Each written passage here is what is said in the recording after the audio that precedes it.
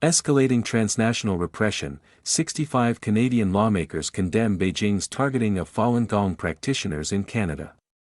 Canadian parliamentarians say Beijing's transnational repression of Falun Gong practitioners in Canada must stop, and that the communist regime must also end its rights abuses in China.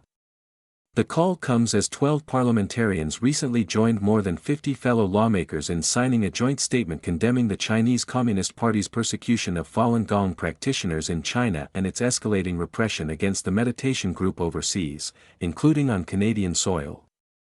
Their signatures bring the total number of parliamentarians condemning the CCP's transnational repression to 65, in an initiative that began earlier this summer as the persecution campaign against the spiritual group reached its 27th year on July 20.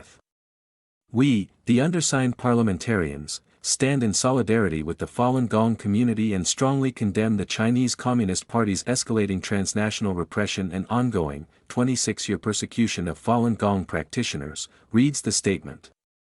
Over the past 26 years, Falun Gong practitioners in Canada have endured surveillance, harassment, intimidation, assault, disinformation, cyberattacks, and other forms of CCP repression. Falun Gong, also known as Falun Dafa, is a traditional Chinese discipline combining meditative exercises and moral teachings based on the principles of truthfulness, compassion, and tolerance. After it was introduced in China in 1992, it spread rapidly, and by 1999 an estimated 70 million to 100 million people had taken up the practice.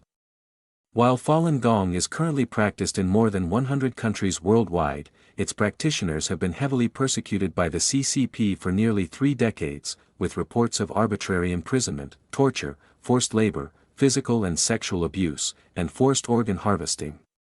Transnational repression. Beyond the forms of transnational repression noted in the joint statement, Falun Gong practitioners in Canada have faced exclusion from local events, impersonation attempts, intimidation of relatives, and pressure on elected officials to withdraw support, according to a 2024 report submitted to Canada's Foreign Interference Commission by the Falun Dafa Association of Canada.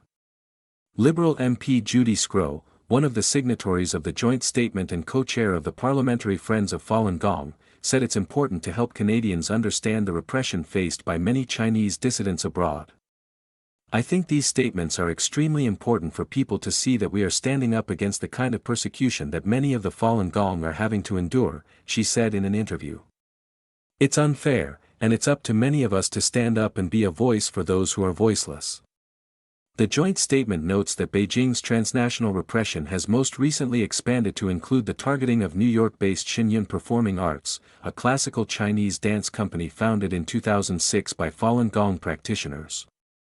Venues hosting Shenyun in 4 Canadian cities this year received bomb or shooting threats, adding to more than 140 false threats made against the dance company, its supporters, or its hosting venues worldwide over the past year. Some of these threats have been traced to sources in China. These acts are part of a broader, global CCP-led campaign of sabotage aimed at suppressing Falun Gong and Shenyun, reads the statement.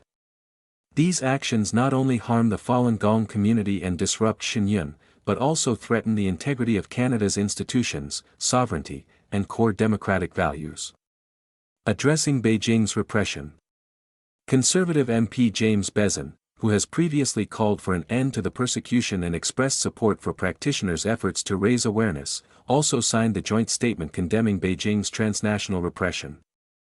In September, he introduced Bill C-219 in the House of Commons to extend Canada's sanctions to the immediate relatives of international human rights violators. He said that, if passed, the legislation would ensure Canada is not used as a safe haven for those corrupt foreign officials committing human rights and enriching themselves at the same time in China as well as in other countries around the world. Bill C-219 is currently at the second reading stage in the House of Commons. We need to make sure that their foreign interference, their transnational repression of Chinese nationals, Hong Kongers, Taiwanese, and Falun Gong practitioners right here in Canada comes to an end, Bezin said in an interview. Conservative MP Garnett Genuis, who also signed the joint statement, said he hopes to see Bezin's bill passed soon to address transnational repression. He added that he is very concerned about the recent threats to Shenyun. It shows the insecurity of that regime that is constantly trying to threaten arts displays, but we press on, we need to press on and defend our freedom in this country, he told the Epoch Times. We have to defend our sovereignty, defend our country, and stand for human rights. Tory MP Melissa Lantsman has also raised concerns about the threats to Shenyun in Canada and Beijing's transnational repression operations more broadly, saying that this form of foreign interference has been a long-standing issue in Canada, and that she supports anybody who is willing to stand up against the brutal dictatorship in Beijing. It's bomb threats, it's lawfare, it's silencing, she said in an interview. It is all of the tools of a brutal communist dictatorship that stretches its arms across the world to silence the voices who are standing up for freedom, for democracy, for the rule of law, for everything that is right. Protecting religious freedom. At this year's G7 summit in Canada, world leaders issued a joint statement condemning the rise of transnational repression, saying they are deeply concerned about foreign governments targeting dissidents abroad. They vowed to counter this threat, saying it often impacts dissidents, journalists, human rights defenders, religious minorities, and those identified as part of diaspora communities.